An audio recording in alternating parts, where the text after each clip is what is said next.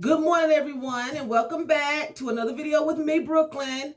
So this morning, we're going to be talking about an ex-teacher who fed students semen-laced cupcakes. She was sentenced to 41 years. This was 2 days ago.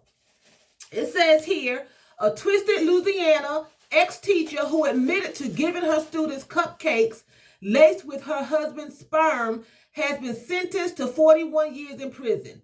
Cynthia Perkins, 36, was sentenced Friday after pleading guilty to second-degree rape, production of child pornography, and conspiracy of mingling harmful substances in Livingston.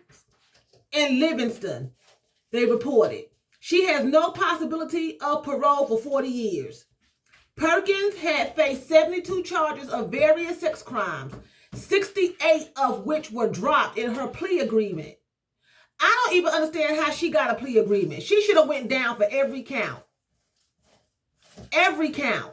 Even if she didn't physically do anything, just her knowing that her husband was engaged in stuff like that, which her hands were in it, she should have still went down, because you know that something's going on. You should still get the same amount of time as the person that physically done the crime. You know what I'm saying? So it says, as a part of a deal, she agreed to testify against her husband, Dennis Perkins, a former sheriff deputy who is facing 150 criminal charges, many of which are also sex crimes, according to the indictment. The couple were arrested in 2019 after they allegedly sexually abused a child together, among other crimes. Perkins filed for divorce from her husband following their arrest and alleged that Dennis had manipulated her into committing the crimes. Okay, you know, someone's always forced to do something that they don't want to do. He's a deputy, but she couldn't go to the authority in their town because they were all friends. A lot of times cops do stick together, but you have teachers you can go to, you have parents you can report it to, you have the news media you can report it to, you have a lot of other outlets you can report it to. How about packing your doggone bags and leaving? How about that? Okay, so the couple was busted after authorities received a tip at a National Center for Missing and Exploited Children. Investigators later found nude photos of them with the minor. A lawsuit filed against Dennis Perkins and the Livingston Parish School System claims that Cynthia Perkins filmed her husband supplying semen for the cupcakes that were later fed to children at Westside Junior High School. He's disgusting. She's just nasty. I've heard of some stuff, but you know, you're taught to trust your teachers, trust the police. We already know you can't trust, you know, certain people in authority. But teachers, you're supposed to trust teachers. We know you have some teachers that, you know, engage in sexual activities with minors in their classroom. They call them their boyfriends or their girlfriends. But little kids in junior high school, you know what I'm saying? This man could have HIV. He could have anything mixed in his semen. Blood is all in that semen. Everything is in there. Whatever's in his body is in that. And he fed it to these kids.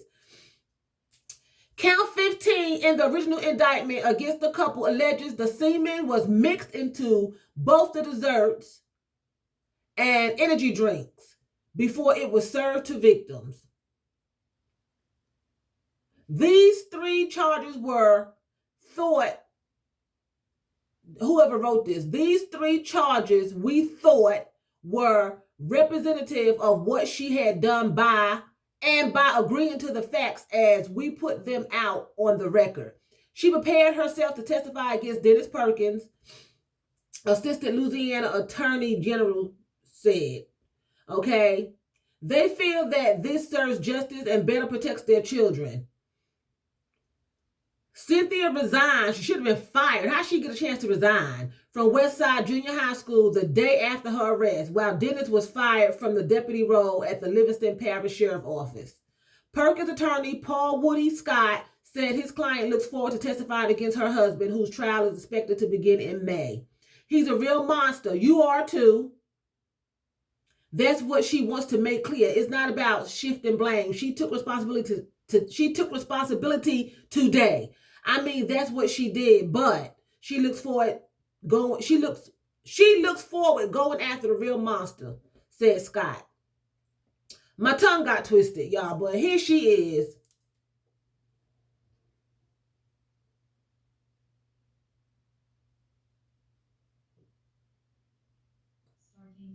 She's a monster too. You was with him and you was still laying with him. Yes, you were. And this is him. And he looked like, well, whatever. I got caught. Oh, well.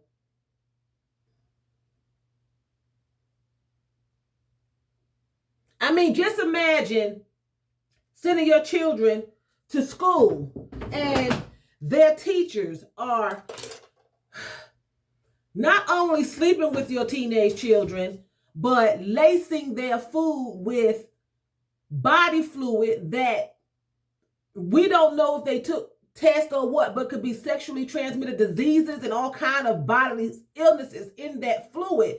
It's just disgusting, you know? And these are children who they just trust their teacher and eat her cupcakes. And she, you know, it's just horrible. I don't even know what to say. You teach your children to trust their teachers. If something happens, go to your teacher. Trust your teacher. You know, trust the police. And you can't trust anybody. You have to have your trust in God and tell your and because these children didn't even know that this stuff was laced. It could have been laced with all kinds of things besides that. I mean, you know, drugs and everything. But just to put your bodily fluid into someone's food without them knowing anything and watch them eat it. She's saying she was manipulated, but you stood there and you served the cupcakes and you watched these children eat this food and in their energy drinks. I'm not understanding. And normally energy drinks come closed. So what she do? Pop the can? And I don't understand it. I don't think she should have got a plea deal. I think that she should have went to prison for the rest of her life, like her husband is going to be going to prison for the rest of his life, you know? And of course she's going to turn coat on her husband. She don't want to spend the rest of her life in prison. But I believe that she was a willing participant because she had every opportunity to run and tell. A lot of times, you know, you feel like, well, I'm being forced to do this. You know, she was made to do this. No, she had outlets. She may not could have went to his police department because a lot of times they stick together. But again, I'm going to change that because if they had this stuff on video, it would have been nothing that his authority figures could have said or done but press charges against him. She could have went to the news media and said, this is what my husband is doing. She could have went to the parents, had a teacher conference and said, listen, my husband is doing A, B, and C. Here's the proof. Go to the police. I'm not involved in it. I'm telling y'all about it. She had outlets. She was enjoying it too. There's nobody going to make you molest somebody. Even with a gun to your head, if you have morals, you be like, you got to take me out. I'm not doing this.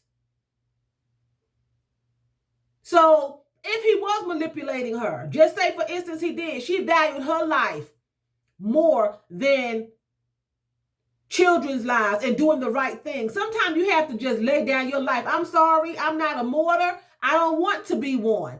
But sometimes you have to lay down yourself for something that's right. You know, you don't go along with wrong.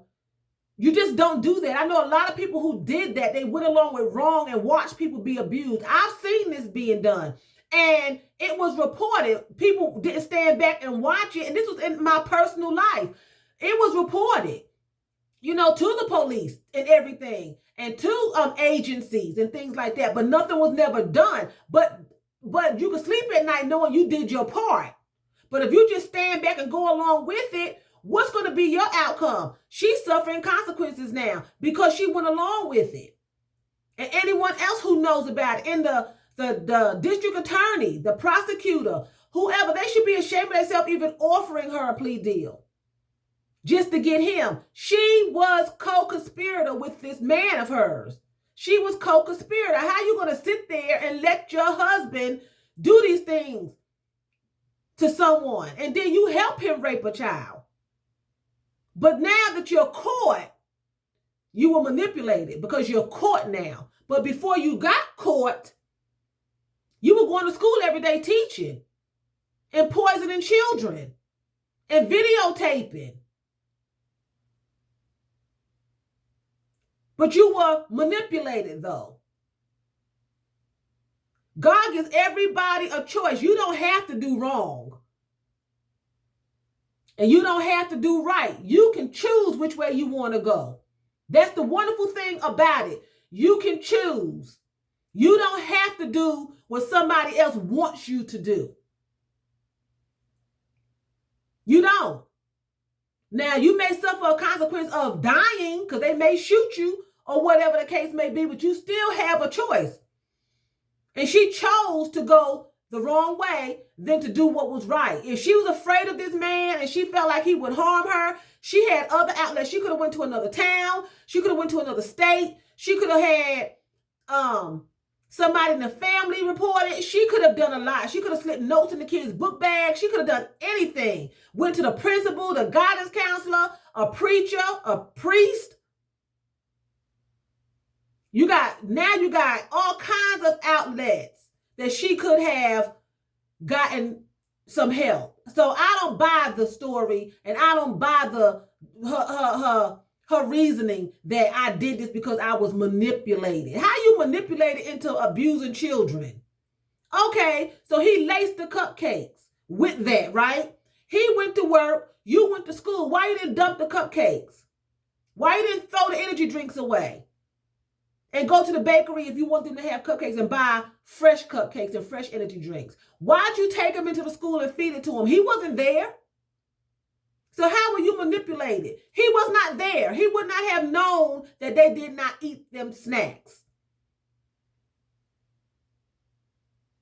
You could have thrown them away. So she's a liar. And she's a predator, and she's going to get her just dessert when she get in prison, because you know how prisoners are. He's going to get his too. You know, so I'm going to end the video with that. Today, I just have on a gray sweater, and it's kind of loose, and I have on some multicolored leggings. You all know I love leggings, and they're like a gray, black, and a salmon color. Okay, and I'm going to show you my leggings.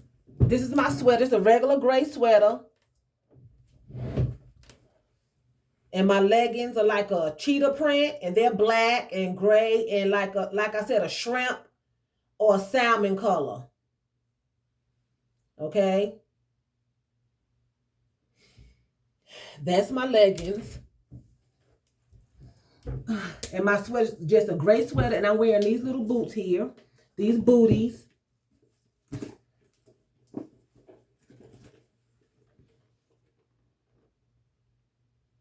They're gray, okay, and they have a fur puff on the side. That's the heel. And I have some black ones like this, and I have camel color, and I can't find them. I've never been able to wear them because they're here somewhere, but I don't know where they are. I may have worn the black once, but I don't know what box they're in. I can't find them. And of course, they zip on the inner.